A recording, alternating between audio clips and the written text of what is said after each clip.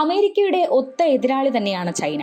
അതുകൊണ്ട് തന്നെ എപ്പോഴും അതിർത്തിയിലെ സ്ഥിതിഗതികൾ ഇപ്പോൾ നോക്കിയാൽ കമ്മ്യൂണിസ്റ്റ് രാജ്യവുമായി ഒരു ഏറ്റുമുട്ടൽ ഉണ്ടാകുമോ എന്നാണ് ലോകരാജ്യങ്ങൾ പറയുന്നത്. ചൈനയുടെ സൈനിക സാന്നിധ്യം തടയാനുള്ള തിരക്കിട്ട നീക്കത്തിൽ തന്നെയാണ് അമേരിക്ക ഇപ്പോഴുള്ളത്. അതിനായുള്ള മാർഗരേഖകളും അമേരിക്കയുടെ നാവികസേന പുറത്തിറക്കിയിട്ടുണ്ട്. ഇതോടെ ലോകം മുഴുവനുള്ള സമുദ്രത്തിലെ തങ്ങളുടെ തന്ത്രങ്ങൾ അമേരിക്കൻ നാവികസേന പൊളിച്ചെഴുതുകയാണ്. തങ്ങളുടെ ഏറ്റവും വലിയ ഭീഷണിയായി ചൈന മാറിയിരിക്കുന്ന അവസരത്തിൽ, പ്രത്യേകിച്ചും 2027 സർവ്വയുദ്ധ സന്നാഹത്തിന് തയ്യാറെടുക്കുന്ന ചൈനയ്ക്കെതിരെ കടലാഴത്തിൽ ഒളിപ്പിച്ച ആയുധങ്ങളെല്ലാം മിനുക്കിവെക്കുന്ന അമേരിക്ക നാവികസേനയുടെ പ്രൊജക്ട് 33 നടപ്പിലാക്കാനും സംയുക്ത യുദ്ധ ആവാസ വ്യവസ്ഥയിൽ രാജ്യത്തിന്റെ പങ്ക് വർദ്ധിപ്പിക്കാനുമാണ് ലക്ഷ്യമിടുന്നത്. 2027 റോബോട്ടിക് സ്വയംഭരണ ശേഷികൾ സമന്വയിപ്പിക്കാൻ നാവികസേന ലക്ഷ്യമിടുകയും യുദ്ധ സാഹചര്യങ്ങളിൽ അവയുടെ പ്രായോഗിക പ്രയോഗത്തിലും ശ്രദ്ധ കേന്ദ്രീകരിക്കുന്നു.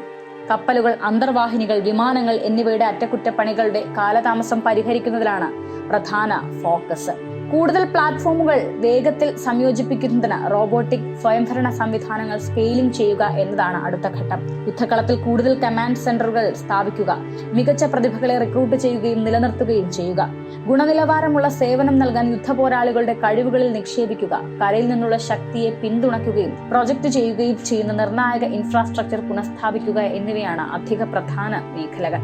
ഇതിനിടെ തായ്വാനും ചൈനയും ഇടയിൽ അധികാര തർക്കം നിലനിൽക്കുന്ന തായ്വാൻ കടലിടുക്കിലൂടെ ഒരു ജപ്പാൻ യുദ്ധക്കപ്പൽ ആദ്യമായി സഞ്ചരിച്ചതായി ജാപ്പനീസ് മാധ്യമങ്ങൾ റിപ്പോർട്ട് ചെയ്തിരുന്നു. സ്വയംഭരണമുള്ള തായ്വാനും ചൈനയും നടത്തുന്ന അവകാശ തർക്കത്തിനിടെ ചൈനയെ അസ്വസ്ഥരാക്കാതിരിക്കാൻ ഈ കടലിടുക്കിലൂടെ കപ്പലുകൾ കടത്തിവിടുന്നത് ജപ്പാൻ ഒഴിവാക്കിയിരുന്നു. എന്നാൽ ഇപ്പോഴത്തേത് ജപ്പാന്റെ സുപ്രധാന നീക്കമായാണ് മേഖലയിലെ രാഷ്ട്രീയ നിരീക്ഷകരും കാണുന്നത്. അടുത്ത ദശാബ്ദത്തിനുള്ളിൽ തായ്വാൻ ആക്രമണത്തിനോ ഉപരോധത്തിനോ ചൈനീസ് സൈനിക സേന തയ്യാറെടുക്കുകയാണെന്ന US നേവി ഇന്റലിജൻസ് റിപ്പോർട്ടിന്റെ അടിസ്ഥാനത്തിൽ, പ്രത്യേകിച്ചും പതിറ്റാണ്ടുകളായി ഈ കടലിടുക്കിലൂടെ പതിവായി പോകുന്ന ഒരേ ഒരു വിദേശ നാവികസേന അമേരിക്കയുടേത് മാത്രമായിരുന്നു.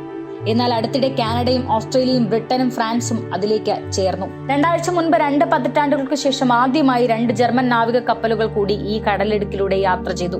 സെപ്റ്റംബർ 13 കടലിടുക്ക് കടന്നെങ്കിലും ജർമ്മനി സുരക്ഷാ അപകടങ്ങൾ വർദ്ധിപ്പിച്ചതായി ചൈനീസ് സൈന്യം ആരോപിച്ചു. എന്നാൽ അന്താരാഷ്ട്ര മാനദണ്ഡങ്ങൾക്ക് അനുസൃതമായാണ് തങ്ങൾ പ്രവർത്തിച്ചതെന്നാണ് ജർമ്മനിയുടെ നിലപാട്.